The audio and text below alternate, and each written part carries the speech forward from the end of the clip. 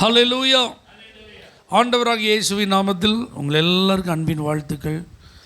ஆண்டுடைய வார்த்தையை நாம் கொஞ்ச நேரம் சிந்திப்போம். 103ஆம் சங்கீதம் அதனுடைய 2வது வசனத்தை நாம் வாசிப்போமானால் நம்ம எல்லாருக்குமே அது மனப்பாடமாக தெரியும். என் ஆத்துமாவே கர்த்தரை ஸ்தோத்தரி, அவர் செய்த சகல உபகாரங்களையும் மறவாதே. அல்லேலூயா.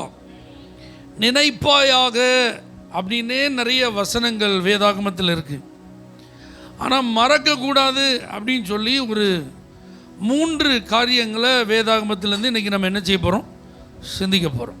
தாவீது இந்த சங்கீதத்தை பாடும்போது அவர் உனக்கு செய்த சகல உபகாரங்களை என்ன செய்யாத, மறவாத. அப்படின்னா என்ன அர்த்தம்னா, நீ யார், நீ எங்கேருந்து வந்த, உன்னுடைய நிலைமை எப்படி இருந்துச்சு, உன்னுடைய ஆரம்பம் எப்படி இருந்தது, இந்த மேன்மை உனக்கு எப்படி வந்தது, இன்று நீ அனுபவித்து கொண்டிருக்கும் ஆசீர்வாதங்களுக்கு ஆண்டவர் எப்படியெல்லாம் உனக்கு உதவியாக இருந்தார், இதெல்லாம் நீ ஒரு நாள் என்ன செய்யக்கூடாது, மறக்கக்கூடாதுன்னு மனசை பார்த்தே அவர் என்ன செய்கிறாரு.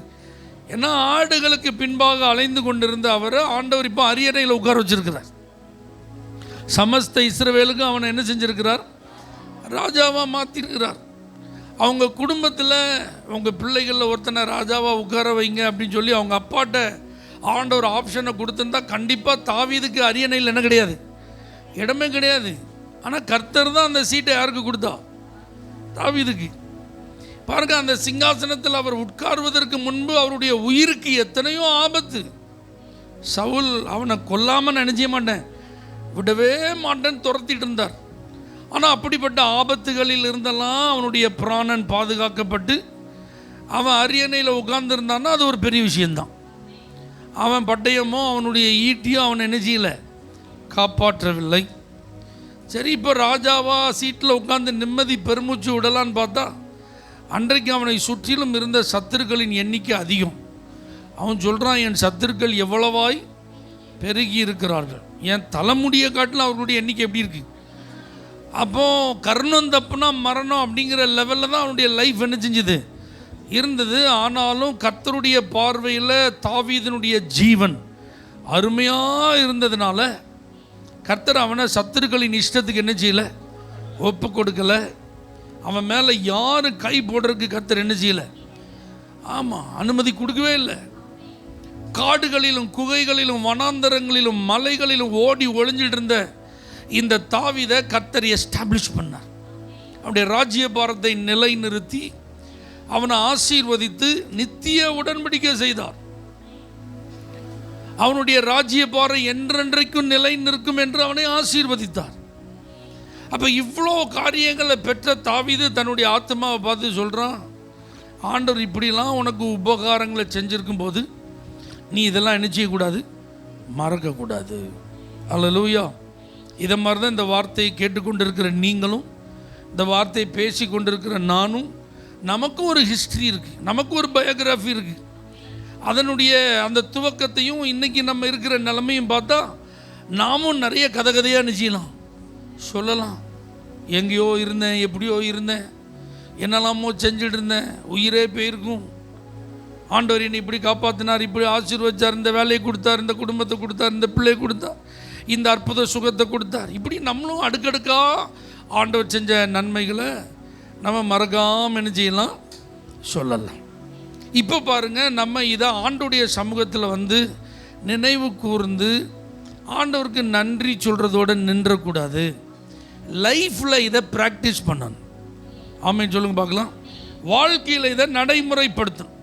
அப்போ நான் கர்த்தருக்கு முன்பாக நன்றி உள்ள ஒரு நபராக இருக்கிறேன், அவர் எனக்கு செய்த உபகாரங்களெல்லாம் நான் மறக்காத ஒரு ஆளாக இருக்கிறேன் அப்படின்னா நான் ஒரு 3 ஆக்டிவிட்டியில் என்ன செய்யணும், இன்வால்வ் ஆகணும். அந்த ஆக்டிவிட்டீஸை தான் இன்றைக்கி நம்ம என்ன செய்ய போகிறோம், மெடிடேட் பண்ண போகிறோம்.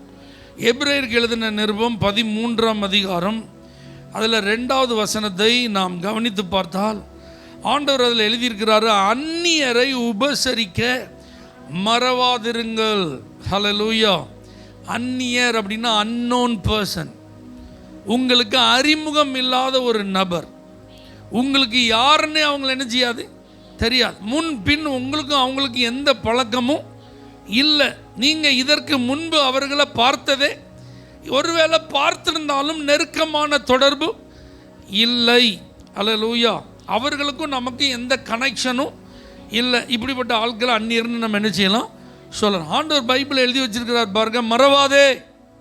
எதை மறக்கக்கூடாது? அந்நியர்களை உபசரிக்கிறதற்கு நம்ம என்ன செய்யக்கூடாதான், மறக்கக்கூடாது. இதை ஆண்டவர் ஒரு கட்டளையாகவே சொன்ன மாதிரி இதில் எழுதியிருக்கிறார் பார்த்தீங்களா? ஏன்னா எகிப்தில் இஸ்ரவேலர்கள் எப்படி இருந்தாங்க? அந்நியர்களாக இருந்தார்கள். அல்லேலூயா. அப்படின்னா ஃபாரினர்ஸாக இருந்தாங்க. அந்த நாட்டுக்கும் அவங்களுக்கு என்ன கிடையாது, சம்மந்தம் கிடையாது. அந்த மொழி பேசுனவங்களுக்கு இந்த மொழி பேசுகிற இவங்களுக்கும் சம்மந்தம் கிடையாது. இவங்க கலாச்சாரத்துக்கும் அவங்க கலாச்சாரத்துக்கும் என்ன கிடையாது, சம்மந்தமே கிடையாது. இவங்க லைஃப் ஸ்டைல் வேறு, அவங்க லைஃப் ஸ்டைல் வேறு. அதனால தான் கர்த்தர் சொல்லிகிட்டே இருந்தார், நீ அந்நியனா எகிப்தில் இருந்ததை நீ ஒரு நாளும் மறந்துடவே கூடாது. அப்போ ஆண்டுடைய பிள்ளைகளாகிய நாம் நிறைய நேரத்தில் நமக்கு யாருன்னே தெரியாதவங்களாம் சப்போர்ட் பண்ணியிருக்காங்கல்ல, ஹெல்ப் பண்ணியிருக்காங்களே. நமக்கு மனித தயவுகளை கர்த்தர் ஏற்படுத்தி தந்தார்ல, ஆமாவா இல்லையா? அல்லேலூயா. யாருன்னே நமக்கு தெரியாத ஆனால் அவசரத்தில் வந்து நமக்கு என்ன செஞ்சுருப்பாங்க, ஒரு ஹெல்ப் பண்ணி இருந்திருப்பாங்க. முன்பின் அறிமுகம் இல்லாமல் இருந்திருப்பாங்க.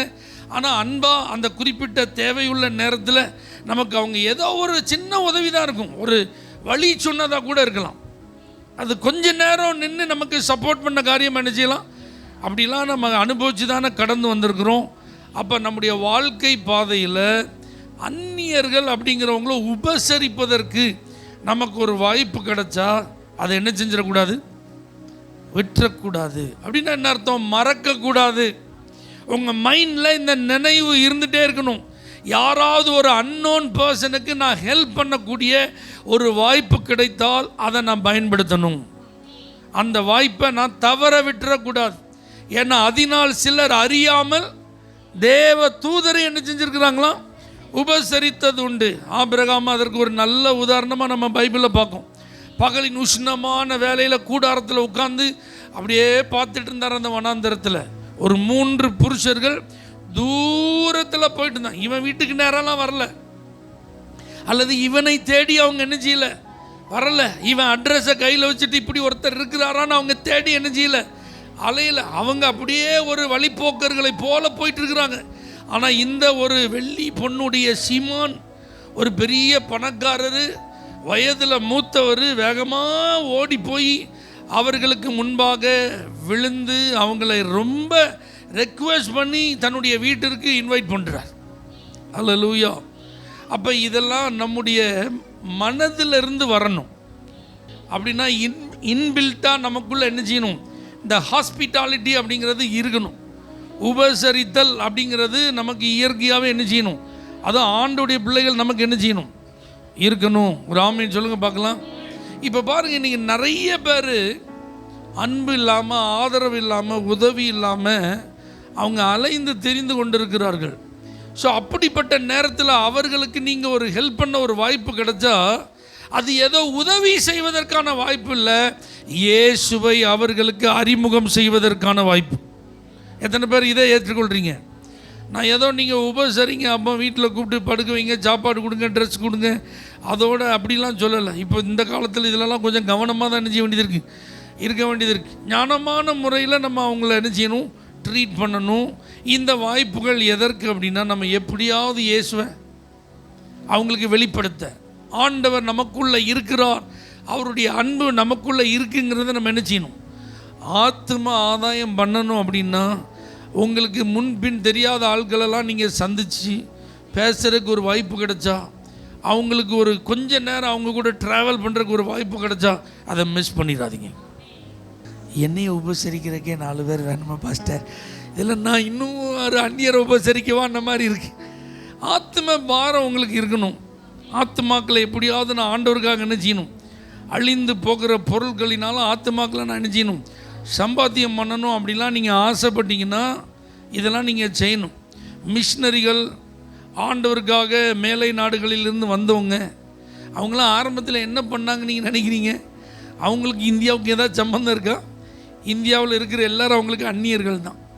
ஆனால் சாக்கடையில் கிடக்கிற ஒரு ஆளை பார்க்கும்போது, தொழுநோயை பிடிச்ச ஒரு ஆளை பார்க்கும்போது வயிற்று பசியினால் மயக்கமாய் கிடக்கிற ஆட்களை பார்க்கும்போது, வஸ்திரம் இல்லாமல் குளிரில் நடுங்கி கொண்டிருந்த ஆட்களை பார்க்கும்போது, தங்குவதற்கு இடம் இல்லாமல், மலையில் ஒதுங்குவதற்கு இடம் இல்லாமல், எங்கேயோ பாலங்களிலும் அல்லது இருக்கிற வாய்ப்பை பயன்படுத்தி அந்த மழை நேரங்களிலே படுப்பதற்கு வழி இல்லாமல் ஒதுங்கி கொண்டிருக்கிற நபர்களை எல்லாம் பார்த்து மற்றவர்கள் கடந்து போன போது தேவனுடைய மனிதர்கள், தேவனுடைய மனுஷிகள், மிஷினரிகள் அப்படி கடந்து போகாமல் அவர்களை உபசரிப்பதற்கு மனம் உவந்து செயலாற்றினதுனால தான் இன்னைக்கு இந்தியாவிலும் தமிழ்நாட்டிலும் பள்ளிக்கூடங்கள், கல்லூரிகள், மருத்துவமனைகள், தேவாலயங்கள், இன்னைக்கு நாம் பார்க்குற சகல நாகரிக கலாச்சார வளர்ச்சிகள். அல்லேலூயா, ஆமென் சொல்ல மாட்டேங்கீங்களே? அதனால் உங்களுக்குள்ள இந்த சின்ன வயதாக இருந்தாலும் சரி, வாலிப வயதாக இருந்தாலும் சரி, நடுத்தர வயதாக இருந்தாலும் சரி, நீங்கள் எந்த வயதினை உடையவர்களாக இருந்தாலும் இப்படி உங்கள் கண்கள் தரிசன கண்களாய் மாறட்டும். அந்நியர்களை உபசரிக்க மறக்கக்கூடாதுன்னு ஆண்டவர் என்ன செஞ்சிருக்கிறாரு, சொல்லியிருக்கிறாரு. அப்போ இதன் மூலமாக தேவராஜ்யம் கட்டப்பட நான் என்ன செய்யலாம்? நீங்கள் அதே அதிகாரத்தை தொடர்ந்து நீங்கள் வாசித்து பார்ப்பீர்களானால் அதில் 16வது வசனத்தில் இருக்கு, அன்றியும் நன்மை செய்ய மறவாதிருங்கள். அல்லேலூயா. எதுக்கு மறக்கக்கூடாதான்? நன்மை செய்ய, உபசரிக்க அப்படிங்கிறது ஒரு பக்கம் இருக்கு. ஆனால் இப்போ என்னது? நன்மை செய்கிறது. அல்லேலூயா. அப்போ நன்மை செய்ய திராணி இருக்கும்போது அதை செய்யத்தக்கவர்களுக்கு செய்யாமல் என்ன செய்யக்கூடாது, இருக்கக்கூடாது. உங்களால் இந்த உதவியை ஒருத்தருக்கு செய்ய முடியும் அப்படின்னா நீங்கள் செய்கிறது. அந்நியர்களை நம்ம டெய்லி என்ன செய்ய மாட்டோம், உபசரிக்கிறதுக்கு வாய்ப்பு இருக்காது. ஆனால் நன்மை செய்ய அப்படிங்கும்போது நம்மளால் முடிஞ்ச உதவிகளை நம்ம செய்யறதுக்கு என்ன இருக்குது, நிறையா வாய்ப்புகள் இருக்கிறது. நன்மை செய்ய மறக்கக்கூடாது. ஏசப்பா யார்? நன்மை செய்கிறவராகவே சுற்றித்திருந்தார். ஏசப்பா யாருக்கெல்லாம் நன்மை செஞ்சாங்க? நல்லவங்களுக்கு மட்டுமா? அல்லேலூயா. ஆமாம். இப்போ பாருங்கள், மழை பெய்யுது, நல்லவங்க மேலேயும் மழை பெய்யுது, தீமை செய்கிறவர்கள் மேலேயும் மழை பெய்யுது. சூரிய வெளிச்சம் வீசுது, நல்லவங்க கெட்டவங்க எல்லார் மேலே அது என்ன செய்யுது. ஆண்டவர் பாருங்கள், நீ ரொம்ப மோசமான ஆளாக இருக்க, உனக்கு மட்டும் சூரியனை இருட்டாக்குறேன் அப்படின்னு சொல்லி ஆக்கியிருக்கிறாரா? அல்லது உன் மேலே மட்டும் மழை பெய்யாமல் நான் ஸ்டாப் பண்ணுறேன்? இல்லை, எல்லார் மேலே அவர் எப்படி இருக்கிறார்? பட்சபாதம் இல்லாதவரா? எல்லாருக்கும் அவர் எப்படி இருக்கிறார்? நன்மை. அப்போ ஆண்டுடைய பிள்ளைகள் நாம் மறக்காமல் இருக்கணும். எதுக்கு? நன்மை செய்கிறதுக்கு என்ன செய்யக்கூடாது, மறக்கக்கூடாது. அல்லேலூயா. தீமை செய்கிறவங்களுக்குமே நம்ம என்ன செய்யணுமா, நன்மை செய்யணுமா. தீமையையும் நன்மையினால தான் என்ன செய்யணுமா, வெல்லணும்னு பைபிள் சொல்லுது. அப்போது நமக்கு கிடைத்த வாய்ப்பெல்லாம் பயன்படுத்தி நல்லது செய்யணும். அல்லேலூயா. நீங்கள் இருக்கிற தெருவில் ஒரு நல்லது செய்யலாம், கிராமத்துக்கு ஒரு நல்லது செய்யலாம். அல்லேலூயா. என்னென்ன டெவலப்மெண்ட்டுக்கு நம்மளால் உதவி செய்ய முடியுமோ அதற்கான சோர்ஸஸ் அதெல்லாம் நமக்கு இருந்தால் அந்த இன்ஃப்ளூயன்ஸை பயன்படுத்தி நம்ம என்ன செய்யலாம், நன்மை செய்யலாம். அது மூலம் யார் மகிமைப்படுவா? ஏசப்பா மகிமைப்படுவாங்க. நீங்கள் அதை விசுவாசிக்கிறீங்களா? அல்லேலூயா. நல்லா புரிஞ்சுக்கோங்க, இந்த சபை தான் சொசைட்டிக்கு சர்வ் பண்ணணும். நம்ம சொசைட்டி சர்ச்சுக்கு சர்வ் பண்ணணும்னு நினைக்கக்கூடாது. சர்ச்சு தான் வேர்ல்டுக்கு சர்வ் பண்ணணும். சபை தான் உலகத்திற்கு சேவை செய்யணும். உலகம் சபைக்கு என்ன செய்யக்கூடாது, சேவை செய்யணுங்கிற நிலைமை இருக்கக்கூடாது. எத்தனை பேர் அதை நம்புறீங்க? நான் இதை ஆழமாக விசுவாசிக்கிறேன். அல்லேலூயா. சபை நன்மையை பெற்று ஏதாவது யாராவது தருவாங்களான்னு எதிர்பார்க்கிற இடமா இல்லை. நன்மைக்காக காத்திருக்கிறவர்களுக்கு சபை நன்மை செய்கிறதா இருக்கணும். அல்லேலூயா. இப்படியெல்லாம் சர்ச்சு எங்கே நன்மை செய்கிறதா இருக்குதோ அங்கெல்லாம் அந்த ஹிஸ்ட்ரியை போய் பார்த்தீங்கன்னா அங்கே அமோக வளர்ச்சியை பார்க்கலாம், அங்கே நிறைய ஆசீர்வாதங்களை பார்க்கலாம், அங்கே தேவனுடைய நாம மகிமைப்பட்டதெல்லாம் என்ன செய்யலாம். அப்போ நாம் இதெல்லாம் மறந்ததுனால தான் இன்றைக்கி சபையினுடைய வளர்ச்சிலாம் எப்படி இருக்குது, குன்றி இருக்கிறது. நம்மளெல்லாம் பார்க்கும்போது அந்நியர்களை போல் என்ன செய்கிறாங்க, பார்க்குறாங்க. ஹல்லேலூயா, ஆமீன் சொல்லுங்கள். அன்னைக்கு பாருங்கள், ஐடாஸ் கடர் வந்து அவங்க அப்பா தான் டாக்டரு, அவங்க வாலிப பிள்ளை, அவங்க வெக்கேஷனுக்கு அப்பாவோட கொஞ்ச நாள் தங்கிட்டு போகிறதுக்கு தான் செஞ்சாங்க, வந்தாங்க. வந்த இடத்துல ஒரே நாள் இரவில் 3 டெலிவரி. அந்த கடைசி நேரத்தில் வந்து ஒன் பை ஒன்னா இந்த அம்மா பிரசவம் பார்ப்பாங்க நினச்சி கதவு தட்டியிருக்காங்க. நான் டாக்டர் கிடையாது, எங்கள் அப்பா தான் டாக்டர். அவரை நான் கூப்பிடட்டுமா அப்படின்னு சொல்கிற அந்த கேப்பில் ஒரு பெண் மருத்துவம் பார்த்தா ஓகே. ஒரு பெண்ணுக்கு ஒரு ஆண் என்ன செய்யக்கூடாது, மருத்துவம் பார்க்கக்கூடாது அப்படின்னு சொல்லி திரும்பி போனதுனால காலையில் ஒவ்வொரு பிரேதங்களாக ஒன் பை ஒன்னாக ராத்திரி வந்த 3 போனது இவங்க மனசில் என்ன உண்டாக்கிட்டு ஒரு பெரிய தாக்கம், ஒரு பெரிய பாதிப்பு. இப்போ பாருங்கள், சொகுசாக ஆடம்பரமாக அமெரிக்காவில் அவங்க என்ன செய்யலாம், வாழலாம், அல்லது உலகத்தில் எந்த நாட்டிலனாலும் அவங்க என்ன செய்யலாம், இருக்கலாம். ஆனால் அன்னைக்கு ஒரு தீர்மானம் பண்ணாங்க, நான் மருத்துவத்திற்கு படித்து மறுபடி இந்தியாவுக்கு வந்து இந்த பெண்களுக்காகவே நான் என்ன செய்வேன், நான் சேவை செய்வேன்னு சொல்லி கடைசி வரைக்கும் திருமணம் ஆகாமலேயே தன்னை அர்ப்பணித்து அவங்க என்ன செஞ்சுருக்காங்க, நன்மை செஞ்சதுனால தான் இன்றைக்கி வெள்ளூரில் ஒரு பெரிய மிஷன் ஹாஸ்பிட்டல் என்ன செய்யுது, இன்றைக்கி உலக பிரசித்தி பெற்றதாக பேசப்படுது. ஆனால் இன்றைக்கி அது ஒரு பெரிய ஆலமரமாக வளர்ந்து இருக்கிறது போல தெரியுது. ஆனால் அன்னைக்கு அது எப்படி இருந்தது, ஒரு எளிய ஆரம்பம்தான், ஒரு சின்ன ஆரம்பம்தான், ஒரு வாலிப பெண்ணினுடைய ஒரு தீர்மானம் தான். அன்னைக்கு அவங்களுக்கு கிடைத்த வாய்ப்பை பயன்படுத்தி அவங்க நன்மை செய்யணும்னு நினச்சி அவங்க செஞ்சதுனால தான். அல்லேலூயா, ஆமீன் சொல்லுங்க. இப்போ தமிழ்நாட்டில் முதல் திருச்சபைன்னு சொல்லி திருநெல்வேலியில் கிளாரிந்தா அப்படின்னு ஒரு சர்ச், ஒரு அம்மாவால் தான் அது என்ன செய்யப்பட்டது, ஆரம்பிக்கப்பட்டது. அன்றைக்கி அவங்க இந்த இடத்துக்கு வந்து இருந்தபோது நிறைய பாகுபாடுகள், நிறைய பிரிவினைகள், நிறைய ஏற்றத்தாழ்வுகள், பெண் பிள்ளைகளுக்கு முக்கியத்துவம் இல்லாத சூழ்நிலைகள். அப்போ பாருங்கள், அவங்க அந்த இடத்துலேருந்து நன்மை செய்வதற்கு முதல்ல கிணறு தான் அவங்க ஏற்படுத்தியிருக்காங்க. அல்லேலூயா, தண்ணி பிடிக்கிறதுக்கான வாய்ப்பு அன்னைக்கு இருந்த செட்டப்பு கிணறு, அதுக்கு தான் என்ன செஞ்சுருக்காங்க. அதுக்கப்புறம் எல்லாரும் கூடி ஆராதிப்பதற்கு ஒரு இடம், அதுக்கப்புறம் தான் சபை. இப்படிலாம் நன்மை செய்ய அவர்கள் எடுத்து வைத்ததான அடிச்சுவடுகள் தான் பின்னாட்களிலே தேவாலயங்கள் அது நிரம்ப ஆட்கள் வரவும் ஆண்டுடைய ராஜ்யத்தின் சுவிசேஷம் தடையில்லாமல் பிரசங்கிக்கப்படவும் கர்த்தர் கிருபை பாராட்டியிருக்கிறார். அல்லேலூயா. அப்போ நன்மை செய்யணும். அப்போ அவங்களாம் பாருங்களேன், அவங்களுக்கு என்ன நன்மை செய்ய முடியுமோ அதை செஞ்சாங்க. ஏமி கார்மைக்கல் அம்மையார் குறித்து நீங்கள் கேள்விப்பட்டிருக்கீங்களா? டோனாவூரில் வந்து ஊழியம் செஞ்சோம். அவங்களுக்கு கண் வந்து ப்ரௌன் கலரில் இருக்குமா, அவங்க ஃபேமிலியில் எல்லார் கண்ணும் ப்ளூ கலரில் இருக்கும். அவங்க ஜோம் பண்ணுவாங்களே, ஏசப்பா என் கண் என்ன கலரில் மாறட்டும், ப்ளூ கலரில் மாறட்டும்.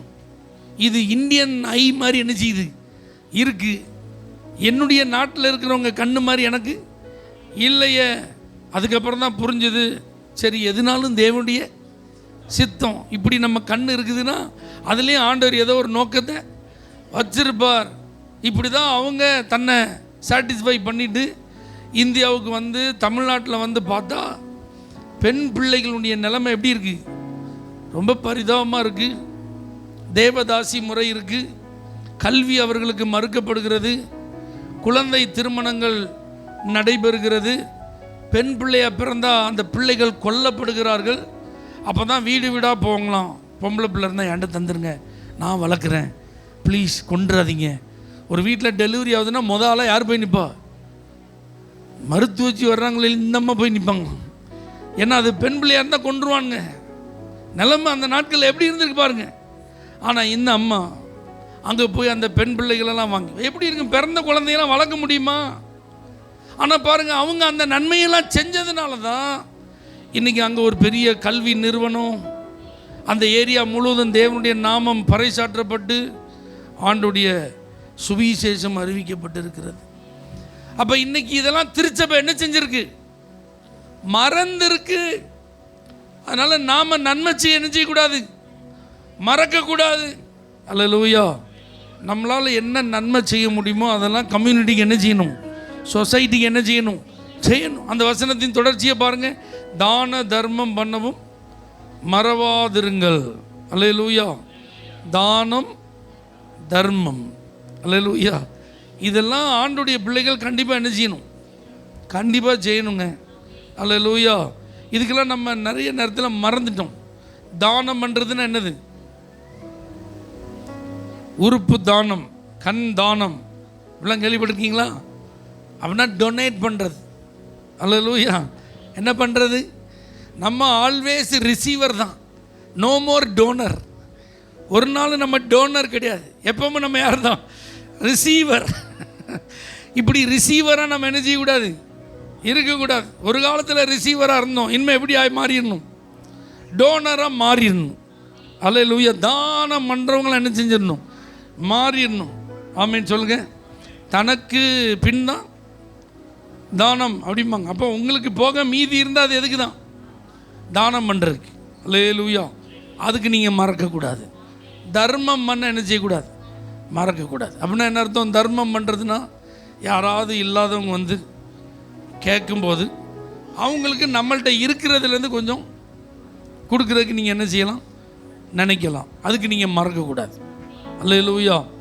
இதெல்லாம் பைபிள் சொல்லுது, நான் சொல்லலை.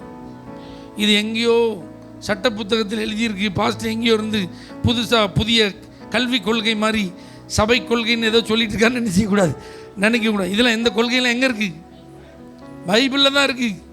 ஆமேன்னு சொல்லுங்கள்.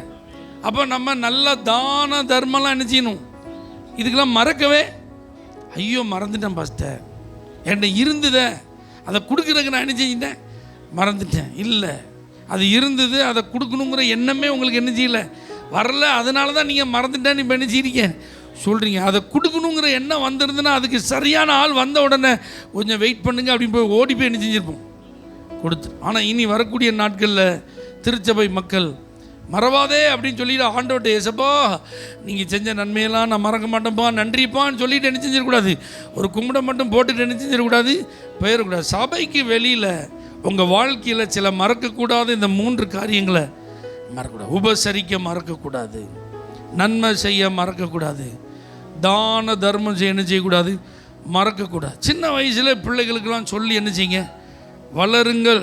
உங்கள் பிள்ளைங்க கையில் கொடுத்து இந்த மாதிரி உதவிகளெல்லாம் செய்யும்போது என்ன செய்யுங்க, அவங்கள அற்பமாக நினைக்கக்கூடாது, அவங்களுக்கு என்ன செய்யணும், உதவி செய்யணும் அப்படிங்கிற பழக்கத்தெல்லாம் என்ன செய்யணும், சொல்லி கொடுக்கணும். அல்லேலூயா. ஆமென் சொல்லுங்கள் பார்க்கலாம். இப்படியெல்லாம் நம்ம செய்ய ஆரம்பிச்சிட்டோம் அப்படின்னா நம்ம யார் கையும் என்ன செய்ய வேண்டாம், எதிர்பார்க்கவே வேண்டாம். ஏன்னா இறைக்கிற கிணறு ஊர். அல்லேலூயா. ஒரு காலத்தில் உதவிகள் அப்படிங்கிறதெல்லாம் வெளி தேசத்திலிருந்து வந்து இந்த மாதிரி ட்ரஸ்ட் வச்சு நடத்தினவங்களாம் நடத்திட்டு இருந்த காலம்லாம் இப்போ முடிவுக்கு வந்துட்டு. இப்போ அப்படிலாம் வெளிநாட்டு பணங்களெல்லாம் யாரும் வாங்கி என்ன செய்ய முடியாது. இந்த மாதிரிலாம் செய்ய ஏகப்பட்ட ரூல்ஸ் அண்ட் ரெஸ்ட்ரிக்ஷன்ஸ் இருக்குது. ஆனால் இருக்கிற நாம் இந்த செயல்களை வேத வசனத்தின்படி செய்ய முன்வந்தா இதை யாரும் என்ன செய்ய முடியாது, தடுக்க முடியாது. ஏன் அப்படிலாம் சொல்லுது பைபிள் அப்படின்னா, அந்த 16வது வசனம் எப்படி முடியுது பாருங்க. இப்படிப்பட்ட பலிகளின் மேல் தேவன் பிரியமாக இருக்கிறார். யாருக்கு ரொம்ப இஷ்டம், ஆண்டவருக்கு ரொம்ப இஷ்டம். நீங்கள் யாரை பிரியப்படுத்த விரும்புகிறீங்க, கர்த்தருக்கு பிரியமானது என்ன அப்படின்னு சோதித்து பாருங்கன்றது. அதில் ஒன்று இது, நீங்கள் அந்நியர்களை உபசரிக்கிறதும் நன்மை செய்கிறதும் தான தர்மம் செய்கிறதும் யாருக்கு பிடிக்கோ இல்லையோ, யாருக்கு பிடிக்கும், ஆண்டவருக்கு பிடிக்கும். நீங்கள் ஆண்டவருக்கு பிடிச்சதை செஞ்சீங்கன்னா உங்களை அவர் சும்மா விடுவாரா, உங்களுக்கு அதுக்கு பிரதிபலன் கொடுக்காம இருப்பாரா? இதுக்கு ஆண்டவர்கிட்ட வந்து பலன் வருமா வராதா? வரும். இம்மையிலும் வரும், மறுமையிலும் வரும். கடைசியில் பரலோகத்துக்கு போய் நிற்கும்போது, காவலில் இருந்தேன், வியாதியாக இருந்தேன், வஸ்திரம் இல்லாமல் இருந்தேன், தாகமாக இருந்தேன், நீங்கள் எனக்கு தாகம் தீர்த்தீங்க, எனக்கு வஸ்திரம் கொடுத்தீங்க, நீ விசாரிக்க வந்தீங்க, அப்போல்லாம் கேட்பாங்க, எப்போ ஆண்டவரே உங்களை நாங்கள் அப்படி. அப்போ ஆண்டவர் என்ன சொல்லியிருக்கிறார் பைபிள், இந்த சிறியரில் ஒருத்தருக்கு நீங்கள் எதை செஞ்சீங்களோ அதை எனக்கே செஞ்சீங்க. அப்போ பாருங்கள், அப்போ இங்கேயும் நமக்கு பலன் இருக்குது, அங்கேயும் நமக்கு பலன் இருக்குது. ஆகவே மறவாதிருங்கள். மறவாதே அப்படின்னு சொன்னோன்னா, கர்த்தர் எனக்கு செஞ்ச நன்மையை மட்டும் நான் மறக்காமல் இருக்கிறதுக்கு ஆண்டவரே எனக்கு இதயம் தாருன்னு சொல்லிட்டு போகிற ஒரு ஆளாக இல்லாமல், அதுவும் தேவை. நடைமுறை வாழ்க்கையில் நம்ம அனுதினமும் ப்ராக்டிஸ் பண்ண இந்த 3 காரியங்களை மறக்காமல் இருப்போம். இப்படிப்பட்டவைகளின் மேல் பிரியமாக இருக்கிற தேவன் இதை செய்கிற உங்கள் மேலும் அவர் எப்படி இருப்பார், பிரியமாக இருப்பார். கர்த்தருடைய பிரியம் உங்கள் மேல் இருப்பதாக. கண்களை மூடி நாம் ஜெபம் பண்ணுவோம். ஆண்டவர்கிட்ட சொல்லுங்கள், உங்களை நான் பிரியப்படுத்த விரும்புகிறேன் ஆண்டவரே, உங்களை நான் சந்தோஷப்படுத்த விரும்புகிறேன் ஆண்டவரே.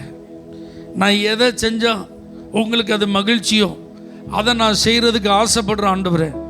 உபசரிக்க எனக்கு கிருபை தாரும், நன்மை செய்ய எனக்கு கிருபை தாரும், தான தர்மம் பண்ண எனக்கு கிருபை தாரும். இதெல்லாம் நான் மறந்துடக்கூடாது ஆண்டவரே. இதெல்லாம் நான் நினச்சி செய்ய வேண்டிய காரியங்கள், தவறாமல் என்னுடைய வாழ்க்கையில் செய்ய எனக்கு உதவி செய்யும். இந்த வார்த்தைகளை கேட்ட ஒவ்வொரு பிள்ளைகளும் இதை மறவாதிருக்க கிருபை தான். இதை தங்களுடைய வாழ்வில் நடைமுறைப்படுத்தி இம்மையிலும் மறுமையிலும் உம்முடைய பலன்களை பெற்றுக்கொள்ள கிருபை செய்யும். இவர்கள் மேல், இவர்களுடைய கைகளின் கிரியைகளின் மேல் உம்முடைய பிரியம் எப்பொழுதும் இருப்பதாக. இவருடைய சந்ததியின் மேல் உம்முடைய பிரியம் எப்பொழுதும் இருப்பதாக. இயேசுவின் நாமத்தில் ஜெபிக்கிறோம் எங்கள் ஜீவனுள்ள நல்ல பிதாவே, ஆமென். For prayer contact, Pastor J. Kumar, El Shaddai Ministries, 9500252586, Surandai.